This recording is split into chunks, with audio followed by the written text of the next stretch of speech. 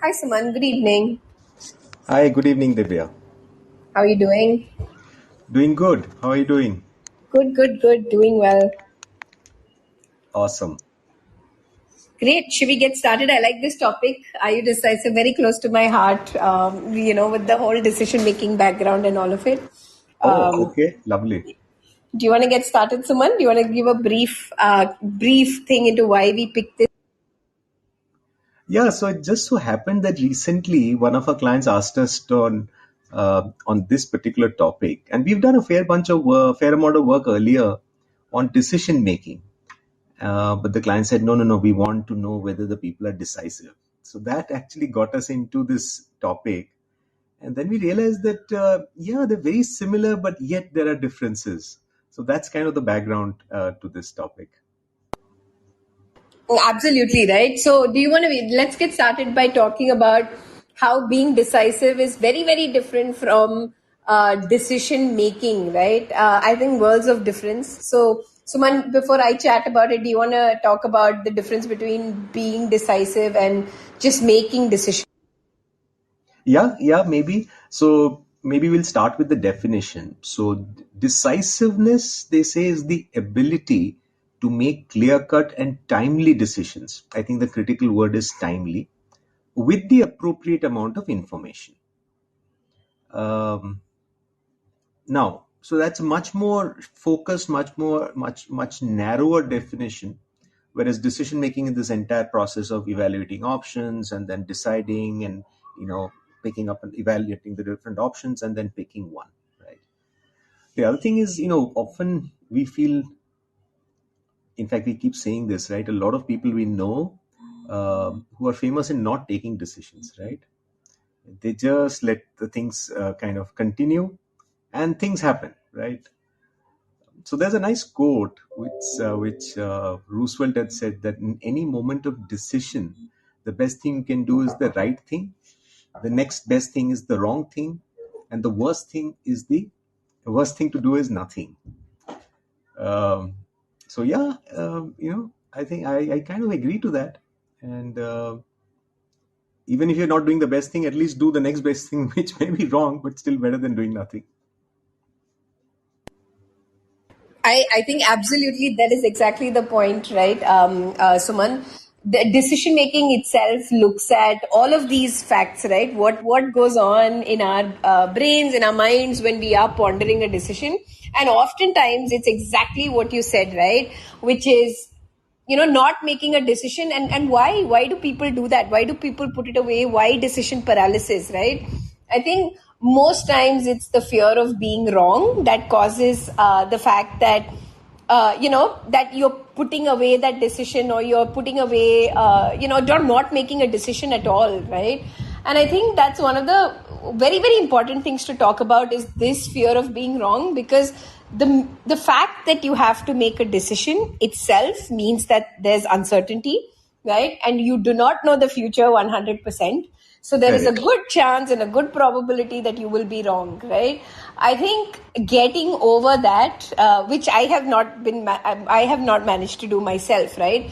Even though I keep telling myself that that fear of being wrong is probably what leads to a big contributor to decision paralysis, right? What Yeah, are your yeah. thoughts on that? No, you're very right. And there are many reasons why we don't take a decision. Of course, fear of being wrong is a very big one.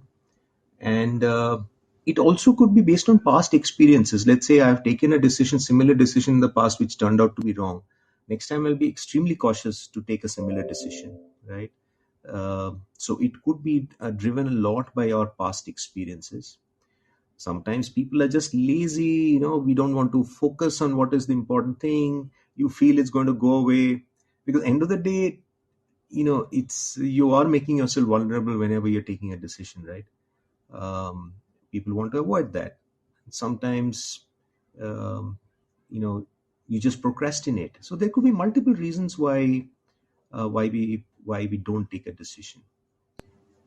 So then, Suman, building on your thought, are decisive people that just take any decision, irrespective of whether it is right or wrong, right? Because like you said, the first type of decision is the right one, the best kind. The second kind is the wrong one, and the third kind is not making a decision at all. So then our decisive people, what sets them apart, right? The fact that they have the gall to take the decision whether, it might end up being the right or wrong one, or is it about the pursuit of correct? Yeah, so that's an interesting question. I think it depends on the type of decision we're taking, right? So let's say it's a tough decision, but it's the right decision, right? So let's say what happened in the pandemic, a lot of leaders had to take very tough decisions. Now, being tough doesn't mean that you keep on delaying and procrastinating it. So you have to take a call. Now, whether it is a right decision or wrong decision is very difficult to, you can never say. One will never know what was right and what was wrong. But since you use the word, what needs to be, what is easy versus what is right, um, you have to take the right choice, right? And do it in a timely fashion. I think that's very important. Yeah, the timely bit is interesting, right? It Yeah, is the antithesis of paralysis, which is taking forever with the decision. exactly. And and therefore, right, Suman, and look at what Anurag is saying about most decisions will be wrong, right? And we talked about, the fear of making the wrong decision also leading to some of this. Yeah. And, I think it also means committing to your decision. And how do you, what do decisive people project, right? If I was to say what makes the mark of someone who's decisive, I think one is taking a decision, like you said, in a timely fashion, Yeah. right? And two Yeah. is committing to that decision, right? Correct. The fact that, and when I say committing, I don't mean that you do not accept when that decision is wrong. I think you really quickly have to accept and correct course of action. I think that might be number three then, which is learn immediately from the impact of that decision in my head. But I would love to hear, Suman, how you would differentiate somebody who's decisive. What are three big characteristics if you had to? So you mentioned about projecting, and I think that's an interesting difference between decision making and decisiveness. Decision making is about the action, whereas decisiveness is a lot about projection. It's a lot about perception. Um, you may not take the decision, but you might sound decisive. You might signal that you are very decisive. Well, let me give you an example. Let's say there is an important decision to be done, and the leadership is thinking what needs to be done, and there's a lot of deliberations going on, and let's say that the CEO gets up and says, you know what, I think we need to do this, otherwise this will not work, or otherwise we are doomed, and we don't have much choice, guys. Let's make sure that within the end of this week we have a final call on this. Now, what he has done in the process is that he's not taken a decision, but he has signaled to the organization that, look, we need to take a decision, right? So it shows to the rest of the people that he or she has the courage, the confidence, to take this forward and also be responsible for it, whatever be the outcome going forward, right? So decisiveness, that's why, comes as one of the key aspects of gravitas, which is again one of the key things of executive presence. So when we look at executive presence, interestingly, decisiveness it plays a very big role. People who are seen to be decisive are seen to have much more presence.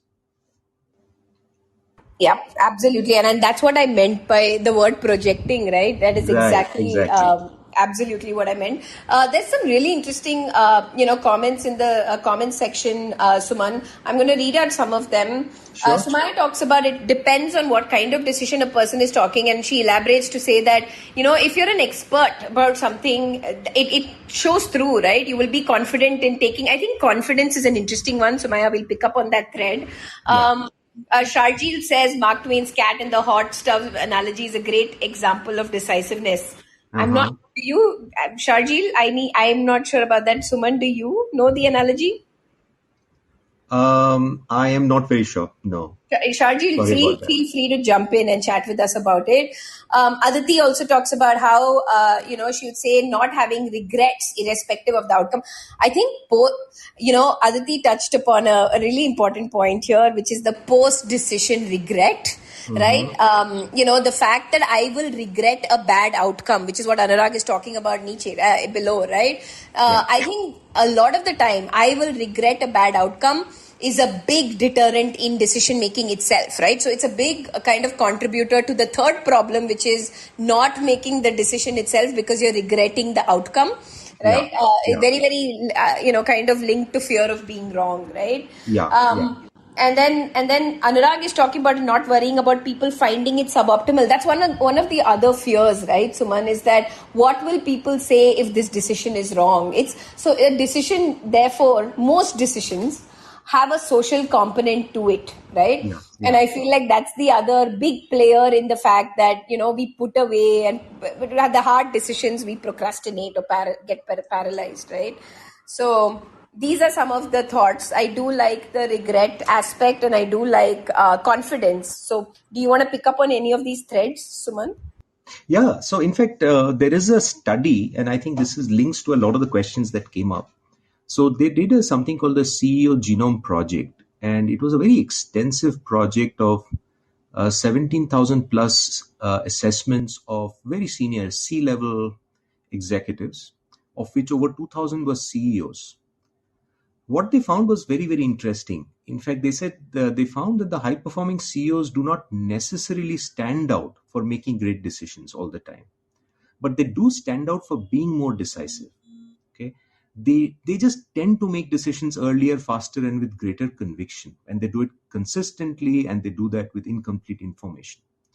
And the last bit is also interesting, that people who were described as decisive were 12 times more likely to be high performing CEOs, right? So, obviously, as a leadership trait, this is extremely critical to be a top leader, right? Because it's important, because the higher up you are, the more things are coming at you and the more quick decisions you need to take.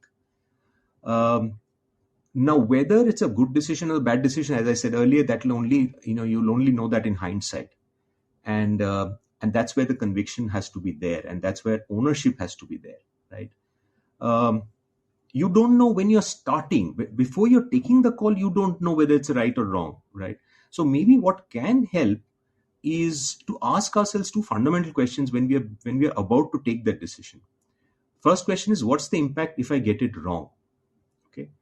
The second question is, what's the impact if I don't move on this, right? Which is the exact opposite. Because while a quick decision is good, a hasty decision can be very expensive, right? But we don't know where the line is between quick and hasty, isn't it? That's a call we have to take, and that's where I think these two questions help us a lot. Since we talked quite a bit about wrong decisions, so we have to ask, what's the impact if I get it wrong? Let's say your decision can have a huge impact if you get it wrong, right? Let's say a restructuring, or let's say even a wrong hire in the company, right?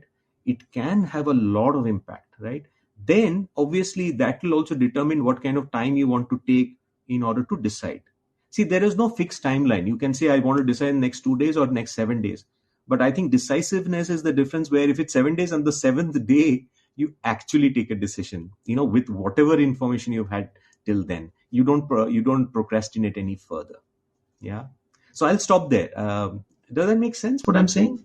Yes, it does. It actually does. And I think that clarified the action versus the projection part also, right, Suman? That makes sense. Sharjil, and Gurpreet, we'll get to you in just a second. Sharjil, you wanted to jump in to talk about your analogy. Can you? Yeah, hello guys, what's up? I hope it's not too loud. So, the analogy is essentially one of Mark Twain's most famous short stories. He says we should be careful to get out of an experience only the wisdom that is in it and stop there. Left alone, we be like the cat that sits down on a hot stove lid. She will never sit down on a hot stove lid again, and that is well, but she will also never sit down on a cold one anymore.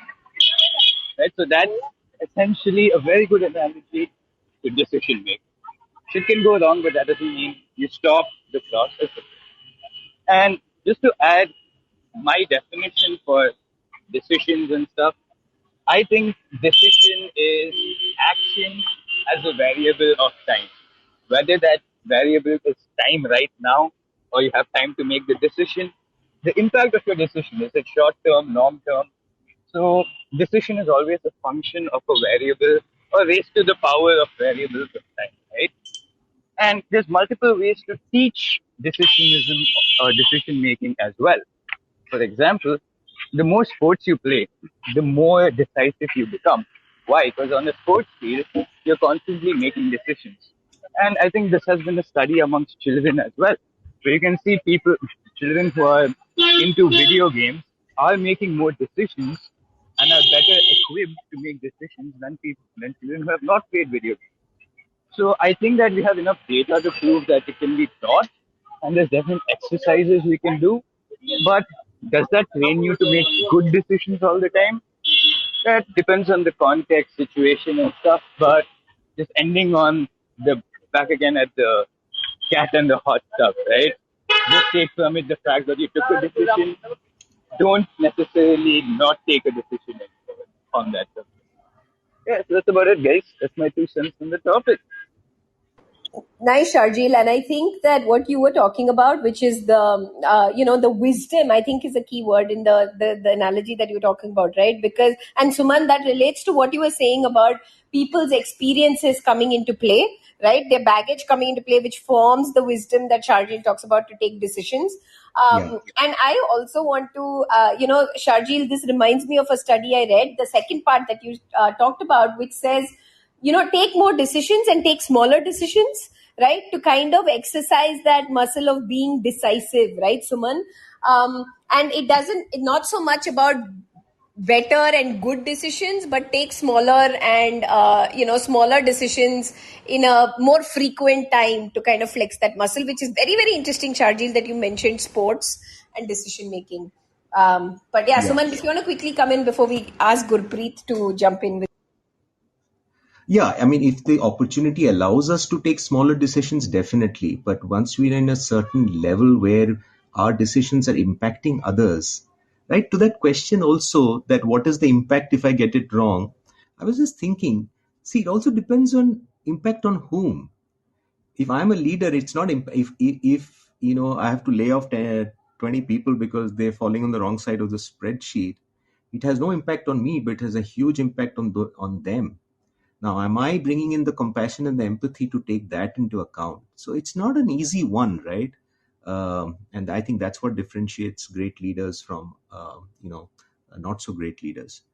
So there is a human angle which we always have to take into account. If it's a decision that doesn't impact anybody else, then it's a very easy decision, actually.